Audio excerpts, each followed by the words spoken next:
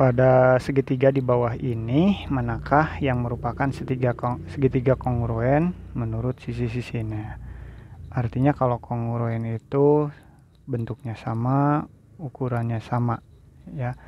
Ini berdasarkan sisi-sisinya. Nah, dari ke-9 gambar yang ada di sini segitiga, perhatikan di sini ini ada sudut, 2 sudut, 1 sisi, ini 3 sisi, 2 sisi, 1 sudut, 2 sisi, 1 sudut, 2 sudut, 1 sisi, 3 sisi, ini 2 sisi, 1 sudut, 2 sudut, 1 sisi, 2 sudut, 1 sisi.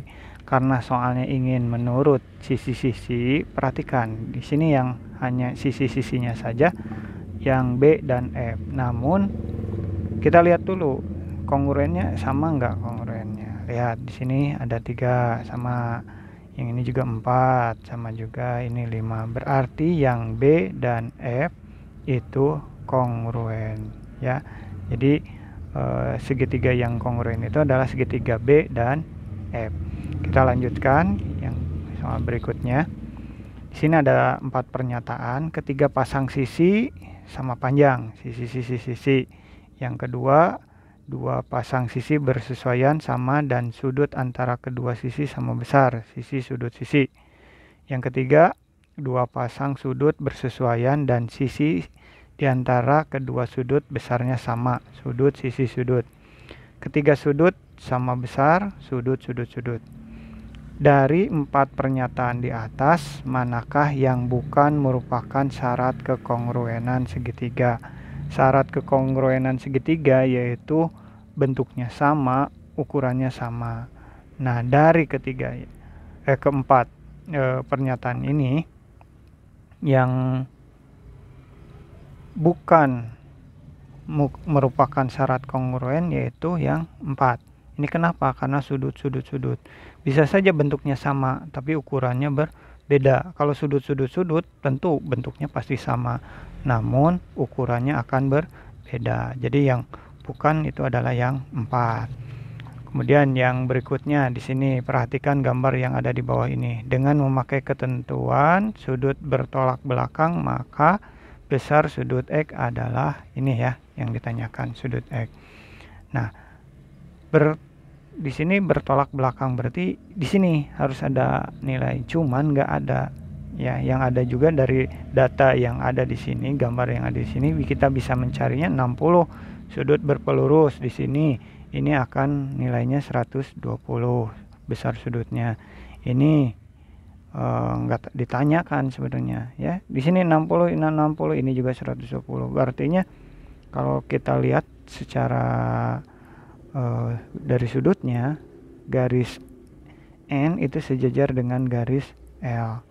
Nah, karena soalnya seperti ini, jadi kita nggak bisa mencari sudut X. Kemungkinan X-nya ini sebenarnya posisinya ada di sebelah kiri. Ya, mungkin pertanyaannya adalah berapa X? X-nya ada di sebelah kiri. Nilainya adalah 120.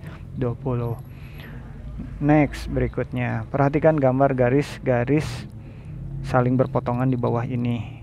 Dari gambar yang disajikan, manakah yang merupakan sudut dalam berseberangan? Sudut dalam berseberangan artinya yang ada di dalam di sini, ya.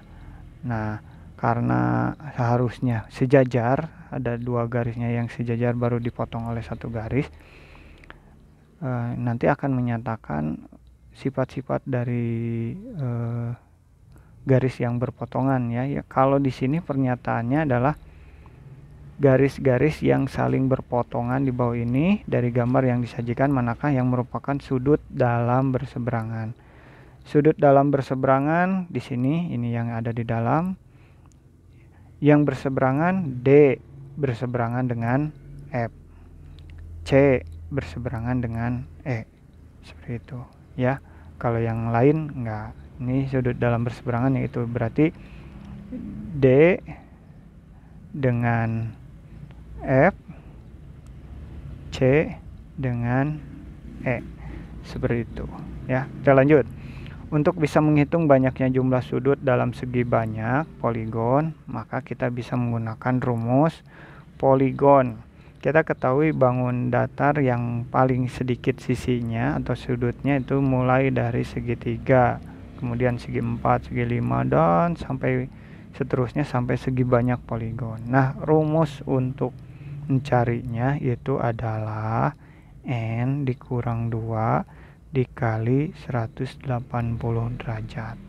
Itu ya. Nah, kita lanjut. Perhatikan gambar garis-garis yang saling berpotongan di bawah ini dengan menggunakan ketentuan dari sudut yang saling bertolak belakang, maka besar sudut Y adalah ini, sudut Y yang ini ya. Berarti kita cari yang bertolak belakang dengan sudut Y sini ya. Sebenarnya gampang nyarinya, kita lihat aja ke sini.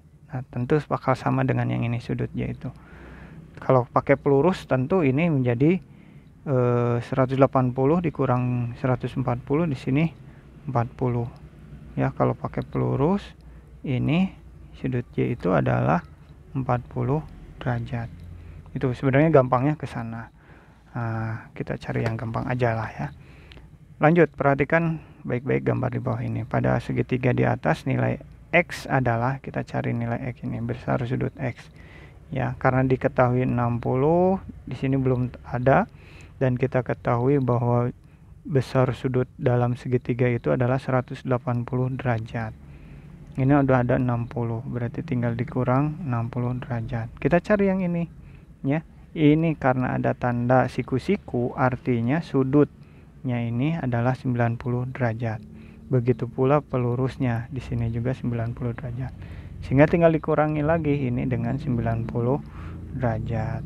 Nah, hasilnya ini 180 dikurang 60, 120 dikurang 90 derajat, hasilnya adalah 30 derajat gitu. Next, kita lanjut ke soal berikutnya. Nah, perhatikan garis-garis yang saling berpotongan di bawah ini. Ya, besar sudut C pada gambar di atas adalah ini, sudut C yang ini. Ya. Cari aja ini bertolak belakang dengan yang 60, artinya sudut C ini besarnya adalah 60 derajat. Gampang seperti itu, ya. Kita lanjutkan soal berikutnya. Di sini urutan yang benar untuk membuktikan sifat-sifat bangun geometri adalah, kita baca dulu. Nomor 1, bedakan antara pengandaian dan kesimpulan.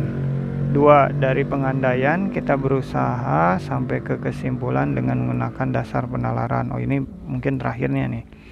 3, gambar bangun geometri dengan benar termasuk tanda dan huruf. Oke, berarti pertama kan kita harus tahu dulu gambarnya. Jadi urutan yang pertama adalah yang ini, 1 ya. Tadi kita ada kesimpulan terakhir, berarti ini yang ketiga, nomor 2. Berarti yang nomor 1 ini adalah urutan kedua. Jadi urutannya adalah 3, 1, 2. Seperti itu ya. Urutannya ketiga, ke 1 baru kedua. Oke, kita lanjut. Untuk menghitung jumlah sudut luar suatu segitiga banyak atau poligon, kita bisa menggunakan rumus berikut, yaitu N kali 180 derajat dikurang N kurang 2 kali 180. Dengan N adalah jumlah segi banyak. Berapakah jumlah sudut luar dari segi 15? Nah, kita di sini sih kita sudah diketahui rumus ya. Rumusnya adalah N dikali 180 derajat dikurang N dikurang 2 kali 180. Yang ditanyakan segi 15, tinggal diganti N-nya dengan 15. Saya ganti tanda kalinya dengan titik ya. Ini 180 derajat dikurang 15 kurang 2 kali 180. Kita operasikan yang di dalam. Ini 15 kali 180 derajat dikurang 15 kurang 2 itu adalah 13 kali 180 derajat. Nah, ini 180 derajatnya ada 15, dikurangi 180 derajatnya ada 13. Berarti sisanya ada 2 180 derajat. 2 kali 180 derajat adalah 360 derajat. Seperti itu. Lanjut. Pada gambar segi 6 di atas, jumlah dari sudut yang berwarna biru adalah, di sini hitam putih ya. Berarti yang diarsir. Nah, ini diarsir. Ada yang di luar semuanya. Nah, ini ya, kita gunakan sudut pelurus. Sudut lurus itu 180. Di sini udah kepake 130. Berarti di sini adalah 50. Ini 60. Ini 55, yang ini 75, yang ini adalah 40 karena ini udah diketahui, kemudian yang ini adalah 80. Tinggal dijumlahkan aja semuanya. Ya, 50 tambah 60 tambah 55 tambah 75 tambah 40 tambah 80. Ya, jumlah semuanya 50 tambah 60 tambah 55 tambah 75 tambah 40 tambah 80 ini sama dengan 360 derajat. Ya, ini jangan lupa pakai derajat juga semuanya ini. Ya, itu. Lanjut. Perhatikan pernyataan di bawah ini. Baca dulu kepinginnya apa nih. Pernyataan tersebut merupakan sifat-sifat dari, kita lihat segitiga yang memiliki dua sisi sama panjang. Segitiga yang memiliki dua sudut yang sama besar. Gambar aja gampangnya. Segitiga yang memiliki dua sisi yang sama panjang. Dua sisi sama panjang. Pasti ini garis ini ya. Kalau dua sisi sama panjang, pasti sudutnya juga ini sama besar. Ini adalah segitiga sama kaki. Ini segitiga sama kaki. Ya, kita lanjutkan. Segitiga terbagi menjadi dua bagian, yaitu segitiga berdasarkan panjang sisinya dan segitiga menurut besar sudutnya. Yang bukan merupakan macam-macam segitiga menurut besar sudutnya adalah kira-kira yang bukan merupakan macam-macam segitiga menurut besar sudutnya itu adalah segitiga sama sisi ya. Karena apa? Walaupun kita ketahui sudutnya itu besarnya adalah 60 derajat semuanya, karena segitiga sama sisi itu berdasarkan penamaannya berdasarkan sisinya. Oke, lanjut. Di sini pada gambar segi 4 ABCD di atas, jika AC merupakan bagian yang tegak lurus terhadap garis BD dan titik O merupakan titik potong diagonal AC. Ini diagonal AC BD dan BD, maka sudut BAC sama dengan, kita lihat sudut BAC, berarti ini sudutnya ya. Tentu pasti akan sama dengan yang sebelahnya ini DAC. Jadi sudut BAC sama dengan sudut DAC. Oke, kita lanjutkan di sini. Perhatikan pernyataan-pernyataan di bawah ini. Dari pernyataan di atas bisa kita simpulkan bahwa itu merupakan sifat-sifat dari bangun. Di sini itu memiliki 3 buah sisi yang sama panjang. Udah dari satu juga langsung. Kalau 3 buah sisi yang sama panjang seperti ini sama, pasti ini adalah segitiga sama sisi. 3 sudutnya sama besar, tentu ini 60. Jumlah sudut dalam adalah 180. 60 kali 3 180 gitu ya. Jadi ini adalah segitiga sama sisi. Lanjut kita ke soal berikutnya. Di sini ada, perhatikan gambar segitiga ABC di bawah ini. Jika panjang garis AB sama dengan BC ini berarti sama dengan ini, maka besar sudut X adalah X ini. Ini segitiga apa kalau ada 2 sisi yang sama? Ini merupakan segitiga sama kaki, berarti sudutnya sama. Ini 75, berarti ini juga berapa? 75 derajat. Seperti itu. Kita lanjutkan. Perhatikan gambar macam-macam segitiga di bawah.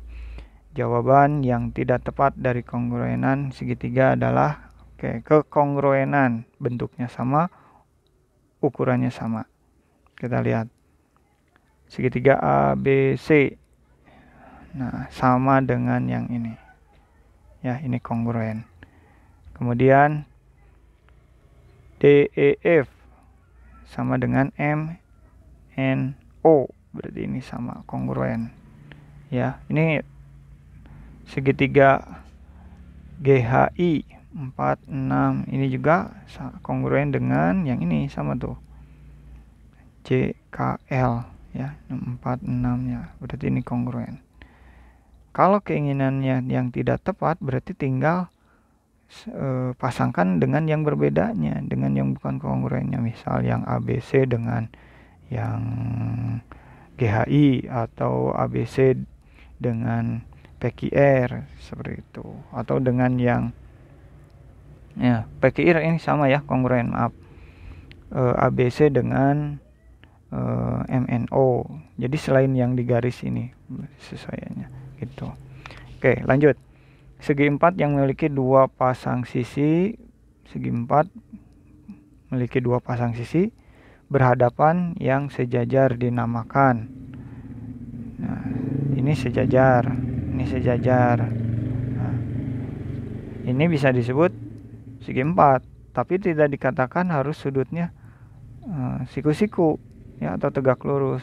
Bagaimana kalau moncong seperti ini, kan ini sejajar atas bawah ya.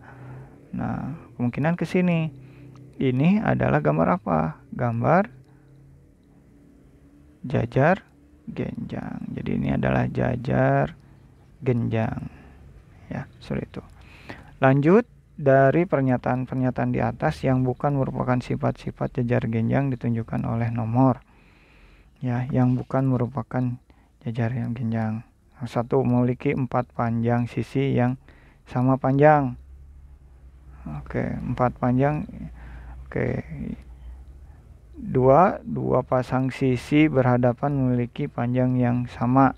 2 sisi yang sama ini. Berarti ini benar. 2 pasang sudut berhadapan memiliki ukuran sudut yang sama besar. Ini dengan ini sama, ini dengan ini sama. Ini juga benar.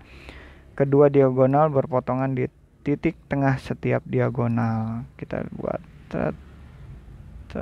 berpotongan juga, betul. Nah, jadi yang bukan merupakan sifat jajar genjang itu yang nomor 1. Kita lanjutkan. Ini ada gambar pada jajar genjang ABCD di atas, besar sudut Y adalah sudut Y ini ya. Nah, kita gunakan pelurus aja ini ya, karena sejajar ini, tentu Y ini sudutnya sama dengan yang seberangnya 70. Sudut pelurus adalah 180. Sudut A yang di luar ini adalah 110. Maka besar sudut Y itu adalah 110 derajat ya. Lanjut. Perhatikan gambar jajar genjang di bawah ini ya. Pernyataan kurang tepat yaitu ke jajar genjang seperti ini. Tentulah AB sama panjang dengan CD, BC sama panjang dengan AD, dan sejajar ini ini sejajar seperti ini. Yang bukan bisa saja BC itu sama dengan mana ya, contohnya EF misalkan ya. Ini BC sama dengan EF bisa saja bukan merupakan pernyataan yang tidak tepat, seperti itu, bisa saja seperti itu ya. Next. Pada gambar segi 4 di bawah, keliling daerah yang diarsir adalah ini, diarsir. Ini diketahui 4. Gampangnya gini. Ini yang ditanyakan adalah keliling. Keliling berarti dari sini keliling gitu, balik lagi ke tempat awal. Tapi lihat, ini bisa digeser ke atas. Ya, ukurannya sama. Yang ini juga digeser ke sini. Jadi tetap ini adalah segi persegi panjang. Maka kelilingnya adalah 16 ya, yang diketahui, tambah ini 12, tambah ini ke sini berapa? 16 ya. Ini dari atas ke bawah juga ditambah 12. hasilnya adalah ini 30, 50, 38 ya, 56 semuanya. Jadi kelilingnya adalah 56. Lanjut dengan soal berikutnya. Halaman rumah Pak Anto berbentuk persegi panjang dengan bagian yang ditanami rumput, ditunjukkan oleh daerah yang diarsir seperti pada gambar di bawah. Luas halaman rumah Pak Anto yang ditanami rumput adalah, ini yang diarsir. Artinya luas persegi panjang dikurang ini luas persegi ya, dikurangi luas segitiga, gampangnya seperti itu. Luas persegi panjang, nah alasnya 16 kali tingginya ini atau lebarnya 448 dikurang luas persegi, ini berarti 4 kali 4. Segitiga ini berapa? Ini dilihat dari sebelah kiri ya, ini 4, tentu ini 8 ya, berarti 6 kali 8 bagi 2 ya, 16 kali 8 128 dikurang 16 dikurang 6 kali 8 bagi 2. Ini coret 4, 6 kali 4 24. 128 kurang 16 kurang 24. Hasilnya adalah 88. Seperti itu ya. Kita lanjut lagi. Renaldi melakukan percobaan dengan melemparkan 2 buah tutup botol yang berwarna biru dan putih. Didapatkan data seperti di bawah ini. Ini banyak lemparan nih, banyak lemparannya 100, 200 sampai 1000.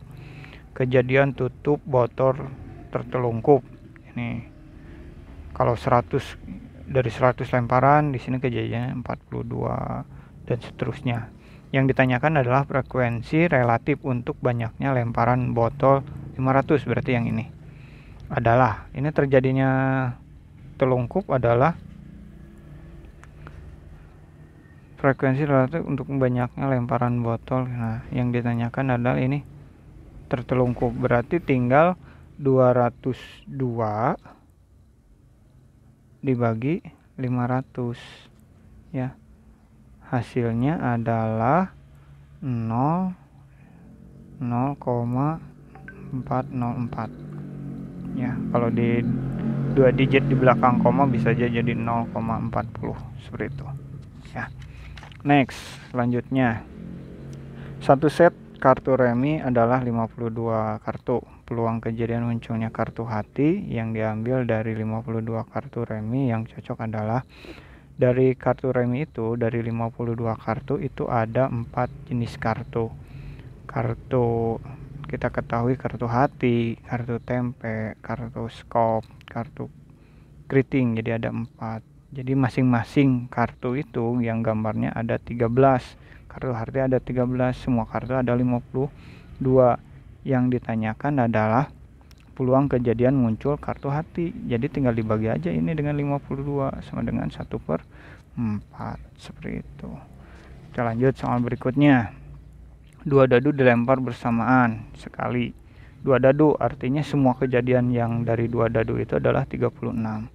Peluang muncul mata dadu berjumlah 5 adalah berjumlah 5. Berarti dadu pertama kalau 1, dadu keduanya harus 4. Dadu pertama 2, dadu keduanya harus 3. Dadu pertama 3, dadu keduanya harus 2. Dadu ke satunya itu 4, dadu keduanya itu 1. Berarti ada berapa kejadian? 1, 2, 3, 4. Ada 4 kejadian ya. Ada 4 kejadian dari 36. Kita bisa sederhanakan ini menjadi 4 bagi 4 1, 36 bagi 4 9. Jadi 1/9. Seperti itu. Lanjut di sini, Reno melemparkan sebuah dadu sebanyak 50 kali. Hasilnya sebagai berikut. 50 kali ya. Di sini frekuensi relatif. Berarti tinggal dibagi banyaknya kejadian nih. Muncul muka dadu 1 sebanyak 8 kali. Berarti 8/50. Sederhanakan. Bagi 2. Ini jadi 4/25. Yang sebanyak 6 ya. Saya di sini 6 per 50 bagi 2 3 per 25. Ini juga sama ya, ini ke sini ya, 3 per 25 juga. 10 berarti 10 per 50 sama dengan 1 per 5. 12 berarti 12 per 50 sama dengan bagi 6. Oh ini bagi 2 6 per 25 bagi 2 lagi. Oh ini udah 6 per 25 seperti ini ya. Nah, 8 per 50 sama dengan yang di atas, berarti 4 per 25 seperti itu. Kalau pernyataannya frekuensi relatif berarti ini